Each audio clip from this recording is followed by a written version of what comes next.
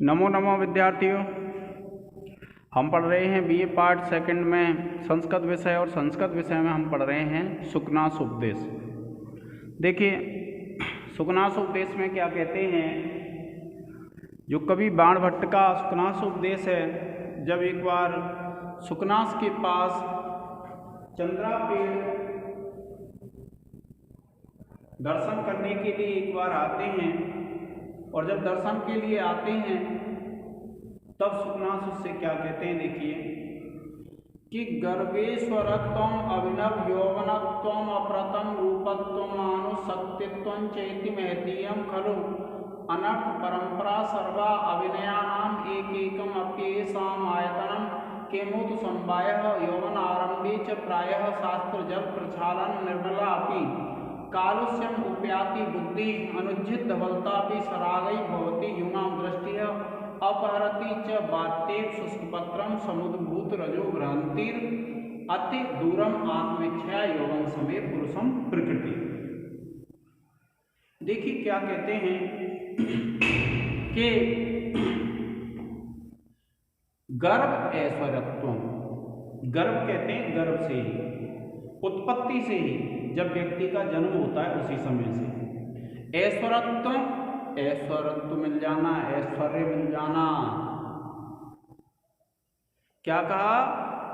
गर्भ ऐश्वर्यत्वम, अर्थात गर्भ से ऐश्वर्य मिल जाना। अभिनव, अभिनव कहते हैं नया नया, यौवन मिल जाना। क्या कहा कि गर्भ से ऐश्वर्य, अर्थात जन्म से ही क्या है, ऐश्वर्य की प्राप्ति हो जाए। और अभिनव यौवनत्व, नई नई युवावस्था हो। क्या कहा? गर्भ ऐश्वर्यत्वम, यहां से निकाल लेंगे गर्भ ऐश्वर्यत्वम, कि गर्भ से तो ऐश्वर्य की प्राप्ति, और यहां से निकल जाएगा अभिनव यौवनत्वम। अभिनव कहते हैं नई नई युवावस्था। फिर देखिए यहां से निकल जाएगा अप्रतिम रूपत्वम। अप्रतिम, जिसकी कोई प्रतिमा नहीं हो, जिसका कोई प्रतियोगिता करने वाला नहीं हो, ऐसा रूप। और अमानुष शक्तित्वं चैति, और अमानुष शक्तियां, कैसी शक्तियां? जो मनुष्य में नहीं होती हैं। देखिए क्या क्या चीज बताई कि गर्भ ऐश्वर्यत्वम, कि गर्भ से उत्पत्ति से तो ऐश्वर्य मिल जाए। अभिनव यौवनत्वम, नई नई युवावस्था हो किसी की। अप्रतिम रूपत्वम, अप्रतिम किसी का रूप हो। और अमानुष शक्तित्वं चैति, और अमानुष शक्तित्वं का तात्पर्य होता है अमानुष शक्तियां। महती यम, महती यम खलु, खलु कहते हैं निश्चित रूप से। खलु यहां से निकल आएगा, यण संधि हो जाएगी, अनर्थ परंपरा सर्वा, कि ये जो सभी हैं वे क्या हैं? अनर्थ की परंपरा हैं, अनर्थ करने वाले हैं। क्या क्या? गर्भ ऐश्वर्यत्वम, कि गर्भ से तो किसी को ऐश्वर्य की प्राप्ति हो जाए। क्या कहा? गर्भ ऐश्वर्यत्वम, कि गर्भ से तो किसी को ऐश्वर्य की प्राप्ति हो जाए। और अभिनव यौवनत्वम, और अभिनव कहते हैं नई नई किसी में युवावस्था हो। अप्रतिम रूपत्वम, अप्रतिम रूप हो। और अमानुष शक्तित्वं चेति, और अमानुष शक्तियां। ये सब महती यम खलु अनर्थ परंपरा, कि ये सब क्या हैं? अनर्थ की परंपरा हैं। क्या है ये सब? अनर्थ की परंपरा है। आपको ध्यान रखना है, क्योंकि परीक्षा में छोटे प्रश्नों में पूछ लेते हैं कि बाण ने या सुकनास ने कौन सी अनर्थ की परंपरा बताई है। तो आपको ध्यान रखना है कि ये जो चार हैं, कौन सी, गर्भ से ऐश्वर्य, नई नई युवा अवस्था, अप्रतिम रूप और अमानुष शक्ति, ये क्या है? ये सब अनर्थ की परंपरा है। क्या है? अनर्थ की परंपरा है।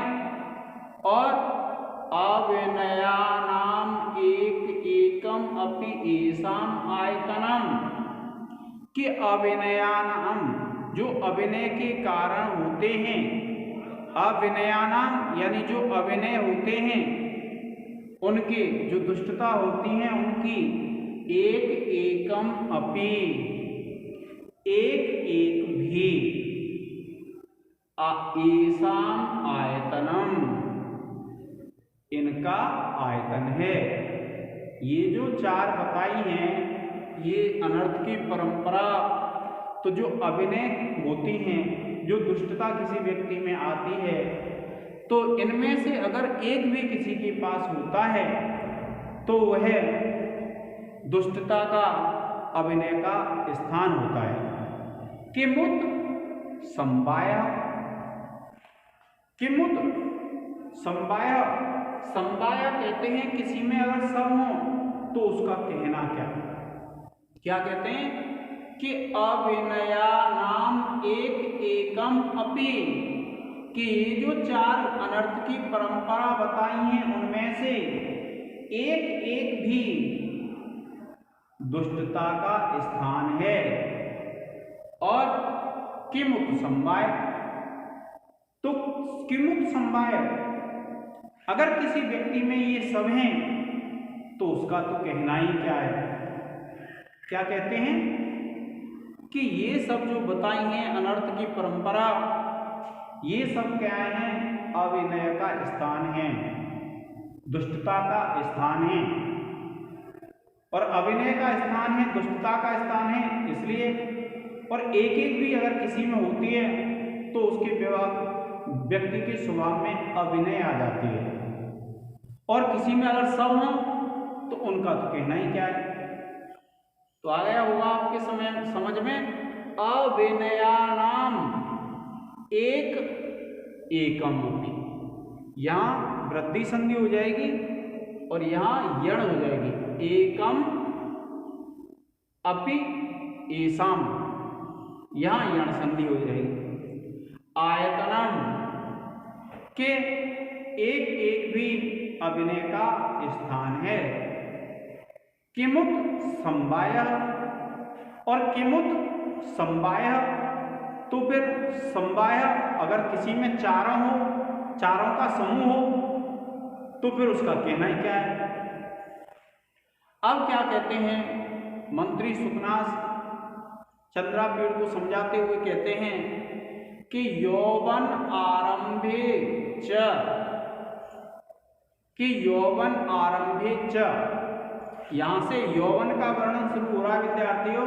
और वैसे पूछते हैं छोटे प्रश्नों में कि सुकनास के अनुसार यौवन अवस्था को बताइए, तो आपको ध्यान रखना है कि यौवन आरंभे च प्रायः शास्त्र जल प्रक्षालन, कि यौवन आरंभे च, कि यौवन के आरंभ में प्रायः शास्त्र जल प्रचालन निर्मला अपि, कि शास्त्रों के जल से, प्रचालन कहते हैं धोकर के निर्मल की गई भी, कालस्यम उपयाति बुद्धि है, कि जो बुद्धि है वह कालस्य को प्राप्त हो जाती है।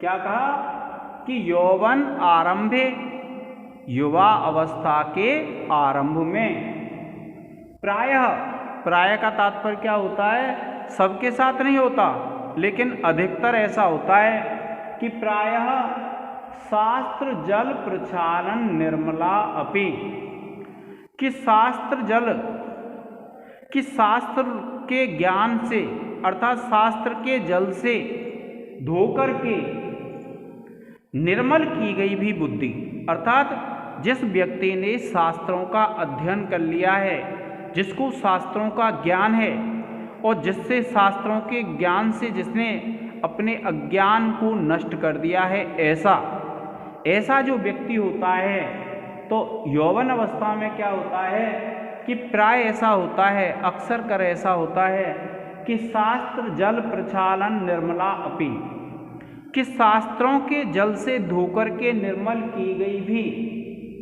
कालुष्यम उपयाति बुद्धि, कि जो बुद्धि है वह कालिमा को प्राप्त हो जाती है।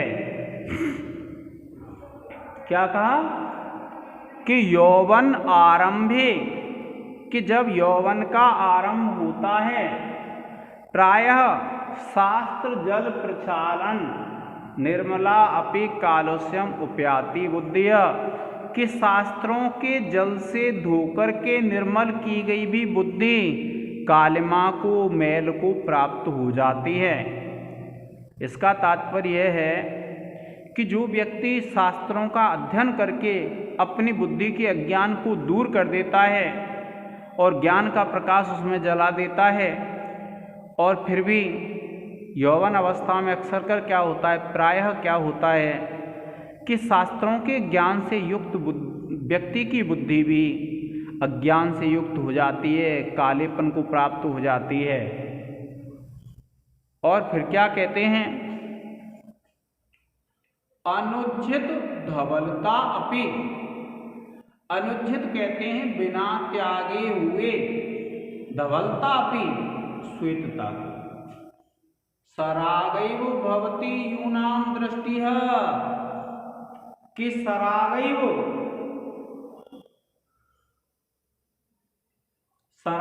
भवति यूनां दृष्टिः, कि जो युवक होते हैं उनकी दृष्टि कैसी होती है, राग से युक्त होती है, आसक्ति से युक्त होती है, और वैसे अगर उसको देखते हैं तो कैसी होती है दृष्टि, श्वेत होती है। क्या कहा, अनुज्झित धवलतापि, कि अनुज्झित माने बिना त्यागे हुए, धवलतापि श्वेतता को भी, अर्थात श्वेतता को बिना त्यागे हुए भी, अनुज्झित धवलता अपि, कि धवलता को बिना त्यागे हुए भी, सरागैव भवति यूनां दृष्टिः, कि जो युवक होते हैं उनकी दृष्टि राग से युक्त होती है, लालिमा से युक्त होती है। क्या कहते हैं कि अनुज्झित धवलतापि, कि धवलता को बिना त्यागे भी, श्वेतता को बिना त्यागे भी, क्योंकि अगर युवकों की दृष्टि को देखेंगे तो उसका रंग तो कैसा होगा, श्वेत होगा। तो अनुज्झित धवलतापि सरागैव भवति, कि राग से युक्त होती है, यूनां दृष्टिः, युवकों की दृष्टि।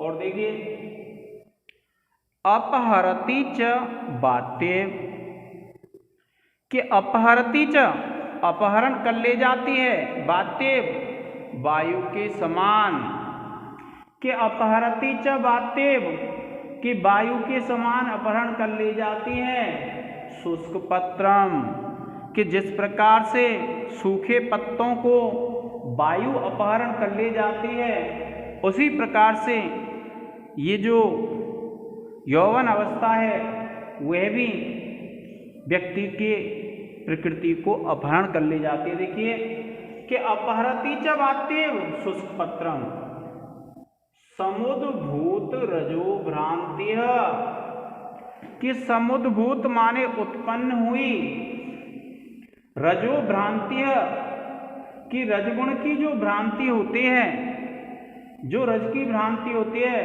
अति दूरम आत्मेच्छया, के अति दूरम अत्यंत दूर, आत्मेच्छया अपनी इच्छा से, यौवन समये पुरुषम प्रकृति, कि यौवन के समय जो पुरुष की प्रकृति होती है, पुरुष का जो स्वभाव होता है, उसको जो रज की जो भ्रांति होती है, रजगुण की जो भ्रांति होती है, वह व्यक्ति की इच्छा से ही उस पुरुष की प्रकृति को यौवन के समय दूर तक ले जाती है।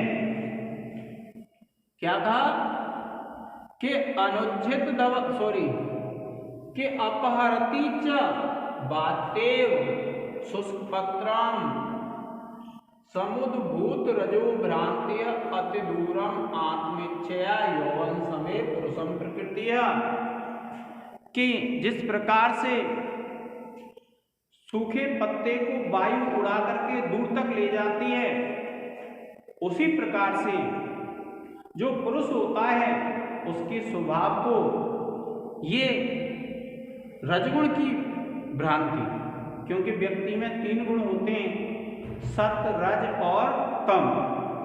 तो ये जो रजगुण की जो भ्रांति है, जब व्यक्ति में रजगुण की उत्पत्ति हो जाती है तो वह व्यक्ति को बहुत दूर तक ले जाती है, अर्थात जो पुरुष का स्वभाव होता है, जो पुरुष की प्रकृति होती है, उस पुरुष की प्रकृति को दूर तक ले जाती है। देखिए आप एक बार पढ़ लीजिए इसको।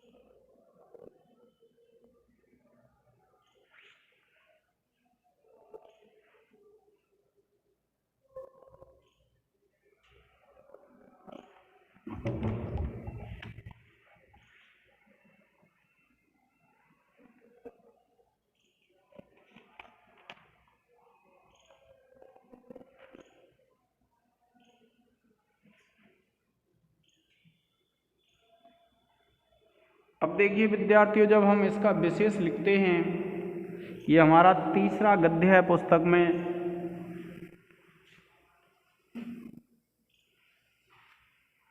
और जब हम विशेष लिखते हैं तो इसमें क्या करते हैं कि प्राय हम अलंकार लिख देते हैं, छंद तो होते नहीं है गद्य में। तो देखिए जब आप इसकी व्याख्या करेंगे, मान लीजिए परीक्षा में आ जाता है और विशेष लिखेंगे, तो आप यहाँ से 2 शब्द लिखेंगे और समवाय तक लिख देंगे। विशेष में कैसे लिखेंगे आप? नंबर 1 डाल के लिखेंगे गर्भे स्वरत स्वरत्व, इसको डैश डैश कर देंगे और फिर लिख देंगे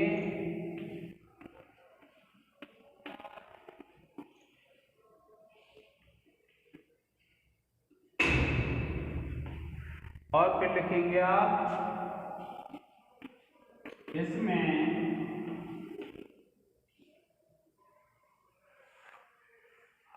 हेतु अलंकार है।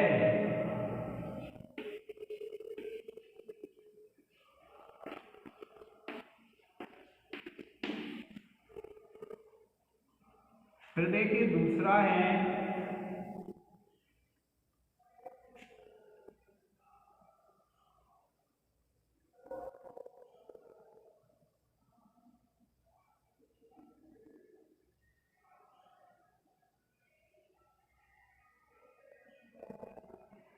देखिए यौवन आरंभे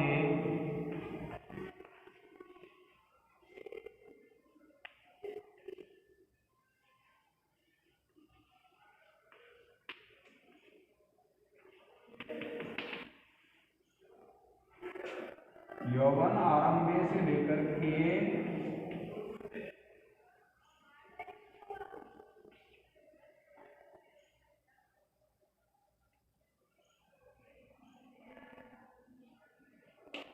यूनाम दृष्टिया, आप लिखेंगे इसमें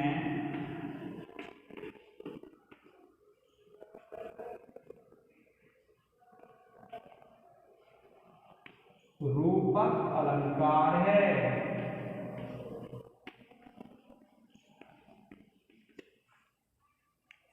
अब देखिए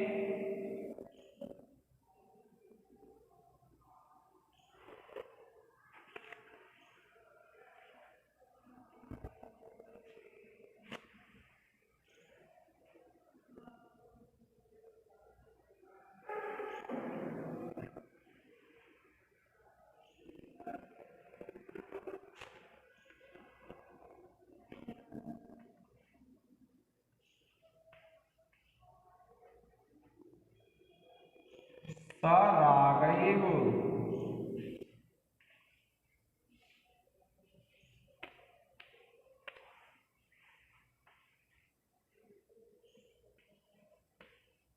इसमें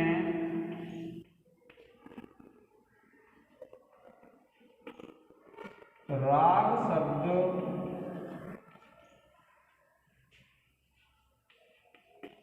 वर्ण और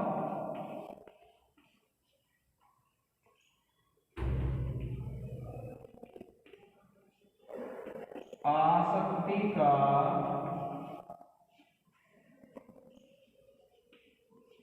बोधक है।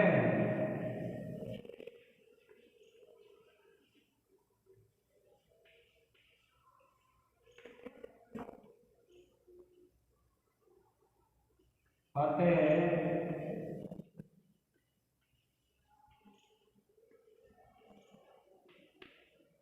श्लेष अलंकार है।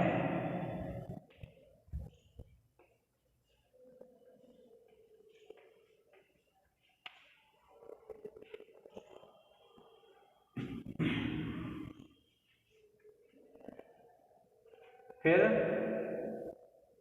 देखिए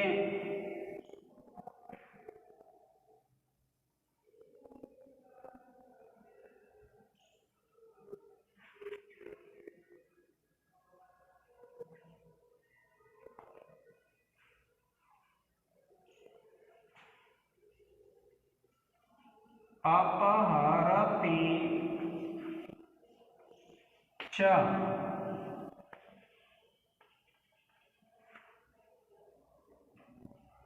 से लेकर के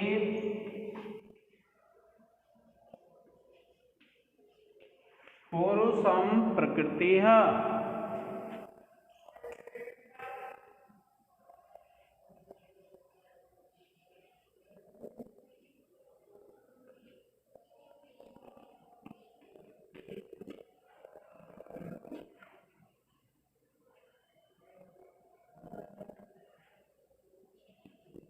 इसमें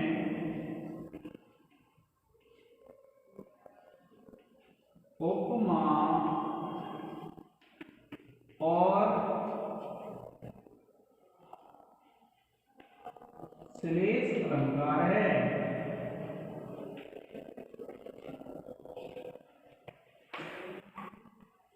इसका आप एक स्क्रीनशॉट ले लें विद्यार्थियों।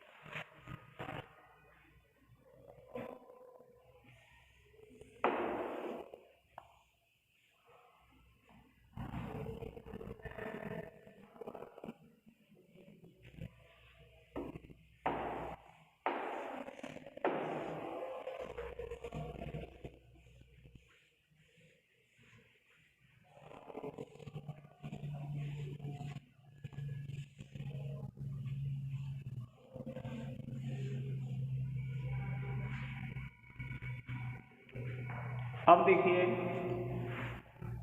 व्याकरण टिप्पणी में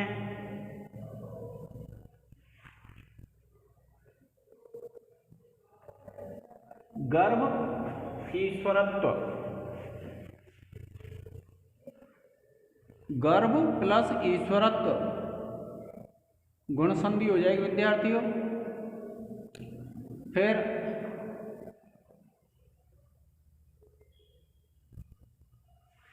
यहां से ले लेंगे, यहां भी गुण संधि हो जाएगी, च प्लस इति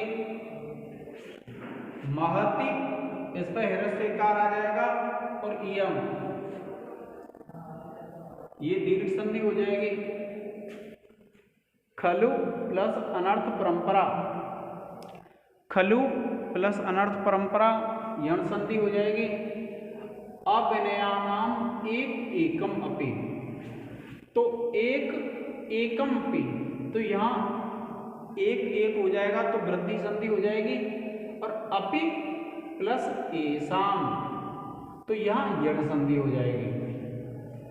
फिर उसके बाद यौवन आरंभे, यौवन प्लस आरंभे यहाँ दीर्घ संधि हो जाएगी, और निर्मला अपि, यहाँ भी दीर्घ संधि हो जाएगी। और फिर देखिए धवलतापी में दीर्घ संधि हो जाएगी।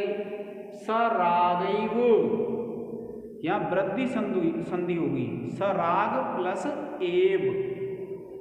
और भवती, भवती में आप लिख देंगे भू धातु लट लकार प्रथम पुरुष एक वचन। और दृष्टि है, दृष्टि में आप लिखेंगे दृश्य धातु कितिन प्रत्यय। अपहरति, अपहरति में लिखेंगे आप अपउपसर्ग ह्री धातु। देखिए ये जो अपहरति है तो आप लिखेंगे अपउपसर्ग ह्री धातु लट लकार प्रथम पुरुष एक वचन। इसके बाद शुष्क पत्रम में प्रथमा व्यक्ति सॉरी द्वितीय एक वचन हो जाएगी। और भ्रांति अति आ हो जाएगा, यहाँ तो विसर्ग लग जाएगा, विसर्ग संधि हो जाएगी। आत्म इच्छया, यहाँ ई हो जाएगी, गुण संधि हो जाएगी। और यौवन समय पुरुषम प्रकृति, तो पुरुषम प्रकृति, तो प्रकृति में भी आप लिख देंगे। तो इस प्रकार से क्या विद्यार्थियों, ये जो व्याख्या है हमारी पूर्ण हो जाएगी। आज के इस लेक्चर में इतना ही। धन्यवाद।